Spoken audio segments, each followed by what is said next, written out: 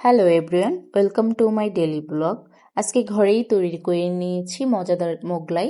এর জন্য প্রথমে লাগবে আটা। আমি আমার পরিমাণ মতো আটা নিয়ে নিচ্ছি।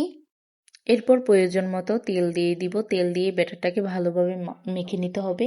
তেল দেওয়ার পর আমি সামান্য পরিমাণে লবণ দিয়ে দিয়েছি। এরপর আস্তে আস্তে জল ছাড়া ব্যাটারটাকে আগে তেলের সাথে মিশ্রণ করে নিতে হবে ভালো করে। তারপর অল্প অল্প করে জল দিয়ে ব্যাটারটা ভালো করে মেখে নিতে হবে। এই তো আমি এই পর্যায়ে আমার ব্যাটারটা আমি তৈরি করে নিয়েছি। এরপর ব্যাটারটা তৈরি হয়ে গেলে আমি উপর থেকে কিছু তেল দিয়ে দিব। তেল দিয়ে ব্যাটারটাকে আমি ঢেকে রাখবো 30 মিনিটের জন্য। 30 মিনিট পর ব্যাটারটা একদম সফট হয়ে যাবে। এরপর ব্যাটারটাকে ভালো করে মথে নিতে হবে। তারপর আমি পিস পিস করে কেটে নিব।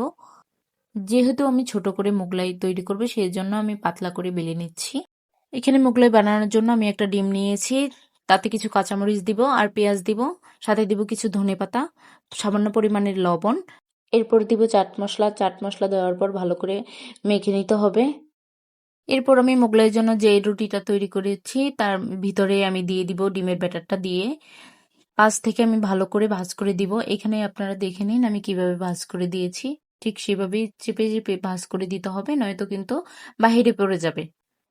এরপর আমি তেলটা গরম হয়ে গেলে মোগলাইটা ছেড়ে দিব। মোগলাইটা এপিট ওপিট করে আমি লাল করে ভেজে নিয়েছি। আপনাদের বোঝার সুবিধাতে আমি আরেকটি তৈরি করে দেখাচ্ছি। আপনারা এইভাবে তৈরি করে নেবেন।